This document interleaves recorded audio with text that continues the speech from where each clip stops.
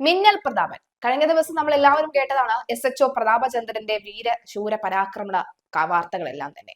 മിന്നൽ പിണറായി അല്ല, മിന്നൽ പ്രതാപനെ പൂട്ടാൻ കോടതി തന്നെ നേരിട്ട് ഇറങ്ങുന്ന വാർത്ത പുറത്തു വരുന്നു. ഗർഭിണിയായ യുവതിയെ പിടിച്ചു തള്ളി കർണത്തടിച്ച എറണാകുളം നോർത്ത് സ്റ്റേഷനിലെ മുൻ SHO KG പ്രതാപചന്ദ്രനെതിരെ കോടതിയുടെ മേൽനോട്ടത്തിൽ അന്വേഷണം വേണമെന്ന ആവശ്യം. മർദ്ദനത്തിന് ഇരയായ തൊടുപുഴ സ്വദേശി ഷൈമോളും ഭർത്താവ് ബെൻജോ ബേബിയും എറണാകുളം അഡീഷണൽ CJM കോടതിയിലാണ് ഇക്കാര്യം ഉന്നയിച്ചത്.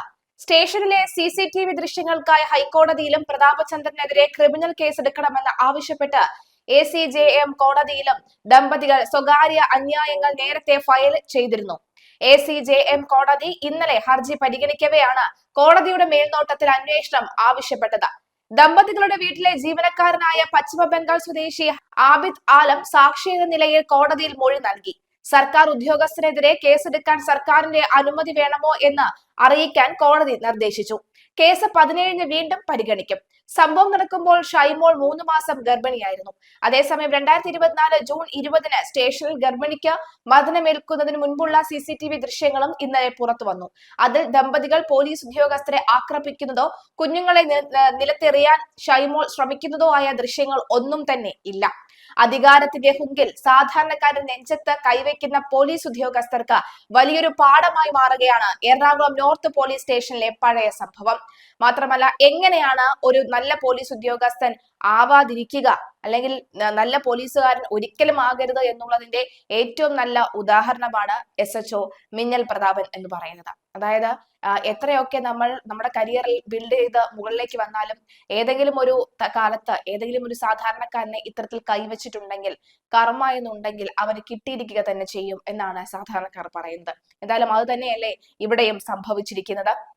ഗർഭിണിയായ യുവതിയെ കരണത്തടിച്ച മുൻ SHO KG പ്രതാപചന്ദ്രനെതിരെയുള്ള നിയമ പോരാട്ടം വെറും ഒരു സസ്പെൻഷനിൽ ഒതുക്കാൻ അനുവദിക്കില്ല എന്ന ഉറച്ച നിലപാടിലാണ് ബെൻജോ ഷൈമോൾ ദമ്പതിമാർ.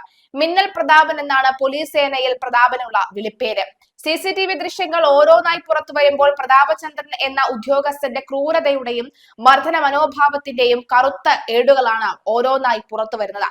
2024 ജൂൺ 20-നായിരുന്നു കേരള മനസാക്ഷിയെ ഞെട്ടിച്ച ആ സംഭവം നടന്നത്. പോലീസ് കസ്റ്റഡിയിലെടുത്ത ഭർത്താവിനെ അന്വേഷിച്ചാണ് കൈക്കുഞ്ഞുമായി ഷൈമോൾ നോർത്ത് സ്റ്റേഷനിൽ എത്തിയത്. ആ സമയത്ത് ഗർഭിണി കൂടിയായിരുന്ന ഷൈമോളോട് പ്രതാപചന്ദ്രൻ പെരുമാറിയത് ഒരു ക്രിമിനലിനോടെന്ന വണ്ണമായിരുന്നു. വാക്കേറ്റത്തിനിടെ യുവതിയുടെ കരണത്ത് പ്രതാപചന്ദ്രൻ ആഞ്ഞടിക്കുകയായിരുന്നു ഉണ്ടായത്. ഷൈമോളെ മർദ്ദിച്ച സംഭവത്തിൽ സ്റ്റേഷനിലെ CCTV ദൃശ്യങ്ങൾ തുടക്കത്തിൽ പുറത്തുവിടാൻ പോലീസ് തയ്യാറായിരുന്നില്ല. എന്നാൽ ദമ്പതിമാർ ഹൈക്കോടതിയെ സമീപിച്ചതോടുകൂടിയാണ് ദൃശ്യങ്ങൾ കൈമാറാൻ പോലീസ് നിർബന്ധരായത്. ഈ ദൃശ്യങ്ങൾ കോടതിയിൽ എത്തുന്നതോടുകൂടി പ്രതാപചന്ദ്രന്റെ വാദങ്ങളെല്ലാം പൊളിയുമെന്നാണ് നിയമവിദഗ്ധർ പറയുന്നത്.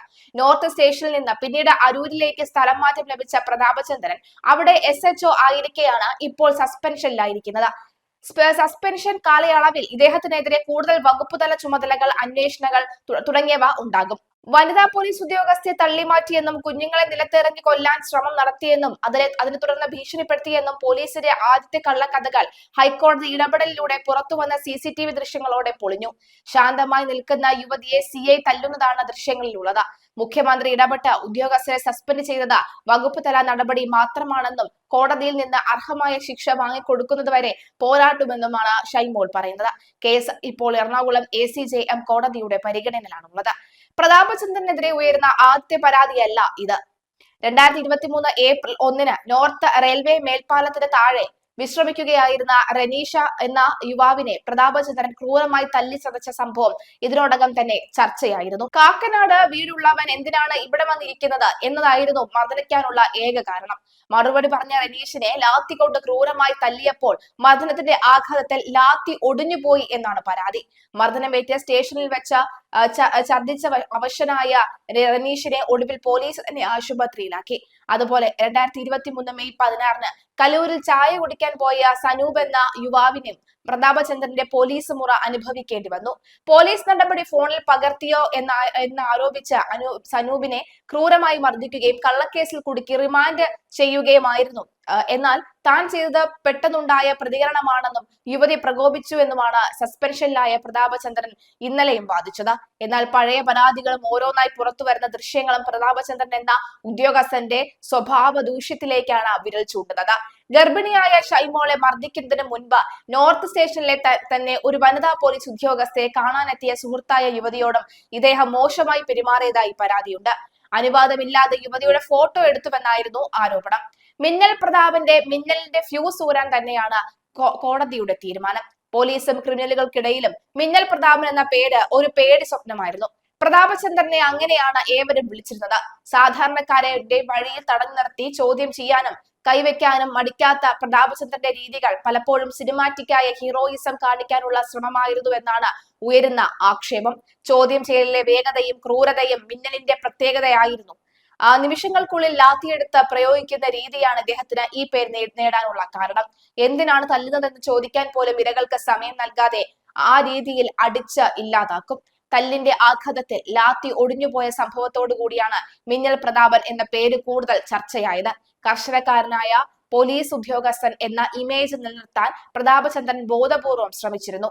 കല്ലൂരിലും നോർത്തിലും രാത്രികാലങ്ങളിൽ പെട്രോളിംഗ് ഇറങ്ങുമ്പോൾ ഈ കണ്ണിൽ കണ്ടവരെ എല്ലാം സംശയത്തിന്റെ നിഴലിൽ നിർത്തും. ലാത്തി കൊണ്ട് അടിക്കും. അങ്ങനെയാണ് മിന്നൽ പ്രതാപനായി മാറിയത്. എന്തായാലും മിന്നൽ പ്രതാപന്റെ ഫ്യൂസ് വലിച്ചൂരാൻ തന്നെയാണ് ഹൈക്കോടതിയുടെയും തീരുമാനം.